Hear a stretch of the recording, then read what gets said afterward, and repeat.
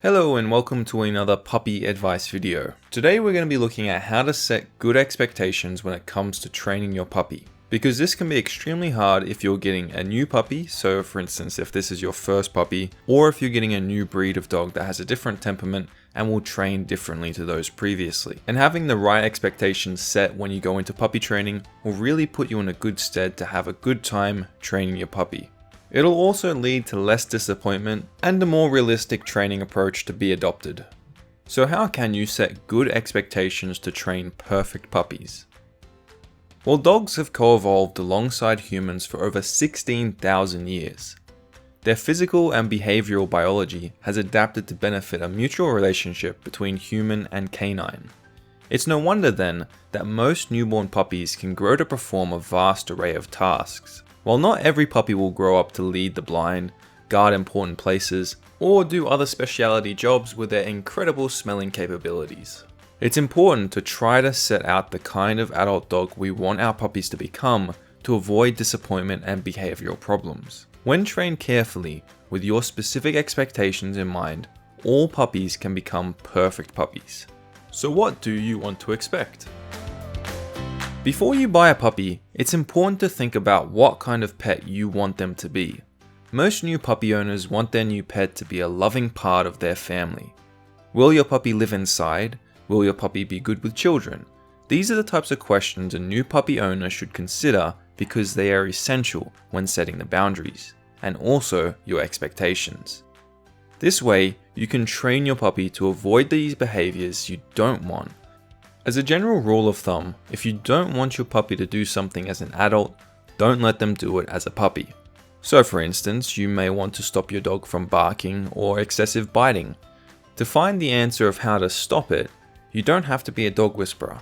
If you want your puppy to know not to bite, then you must set those boundaries at an early age.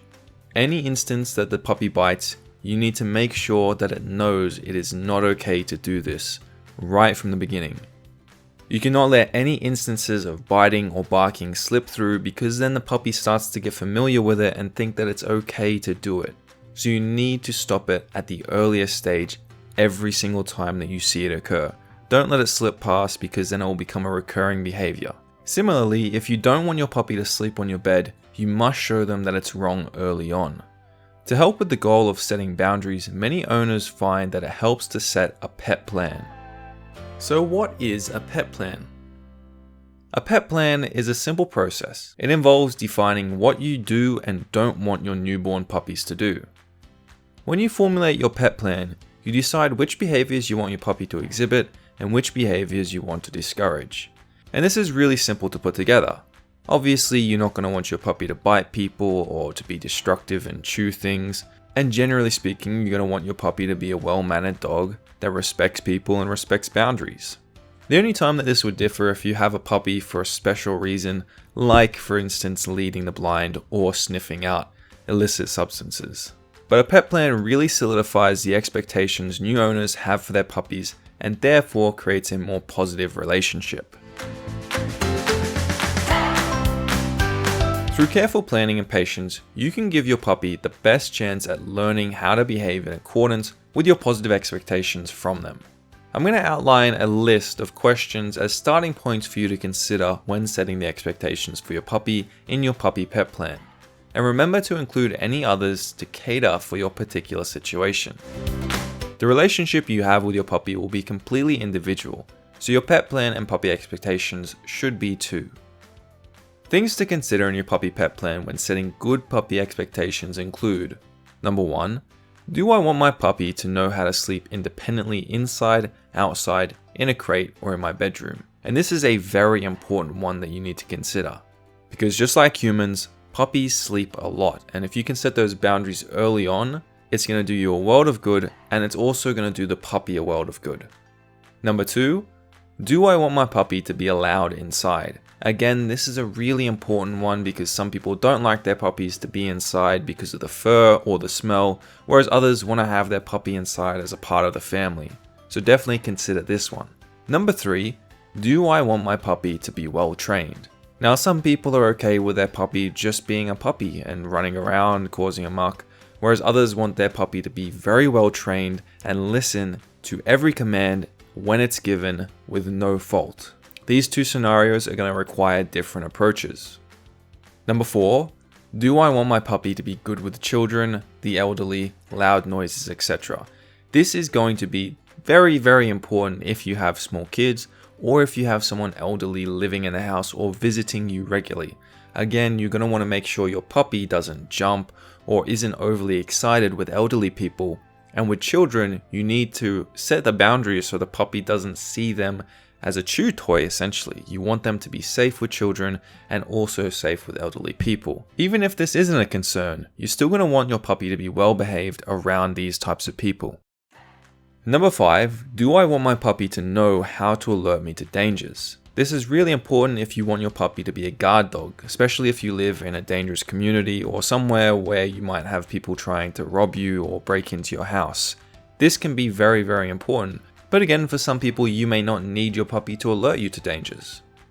Number 6, do I want my puppy to know how to relax, calm down, and focus? This is an important question. Some people really want their puppy to be super excited 100% of the time, whereas others want to be able to tell their dog to calm down and relax when it's needed, and then have that excitement period in a separate time frame. Number 7, do I want my puppy not to have separation anxiety? This is really important if you're going to work for long periods of time and your puppy's going to be by itself. Whereas if you're going to be with your puppy all the time, this doesn't matter so much. But for the prior instance, you're going to need to train your puppy to be okay with being alone. Number 8, do I want my puppy to be a working dog? So if your puppy is intended to be a sheepdog on a farm, this is going to require vastly different training to if you just want it to be a pet. Number 9, do I want my puppy to be confident, resilient, and well adjusted? Well, I'd hope that everyone would want their puppy to be like this, but you need to consider this because you're going to have to adjust your training plan according to this expectation. And not considering this at all might leave some gaps in your training. Number 10, do I want my puppy to be neutralized to distractions? In other words, do you want them not to pay any attention to distractions and focus solely on you? This can be really important if you live in a busy area with a lot going on and you want your dog not to be overly excited at everything that comes up. Number 11, do I want my puppy to know not to bark excessively? This is really important if you live in a small neighborhood with houses very close to each other because you don't want to upset your neighbors and have them find your puppy annoying. And there's a whole lot more questions that you need to ask yourself when it comes to creating your pet plan. But once you've answered these questions that you've come up with, it's important to think about how you will achieve each one. How will you ensure that your puppy doesn't beg for food or scratch at surfaces? The most important thing to remember is that the behaviors you overlook for your puppy will become the habits of your adult dog. New puppy owners should always aim for consistency and patience. A good leader is one who is balanced and knows how to be both loving and firm, setting reasonable boundaries and good expectations for their puppy that they can then work towards achieving through positive puppy training methods. Puppies learn to trust and respect their new owners and thrive more when you know how to communicate what you want from them, and just like their natural canine mothers teach them her expectations and appropriate behavior, so should you. You want your puppy to realize you love them and care for them, but that you are not a pushover for them to manipulate so that they don't become a spoiled puppy.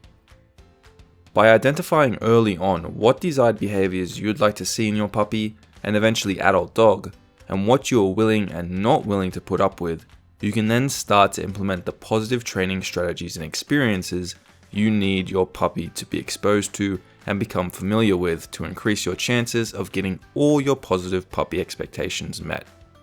We hope you enjoyed this video and we hope it helps you set some good puppy expectations. Thanks for watching, don't forget to like, comment and subscribe. See you in the next video.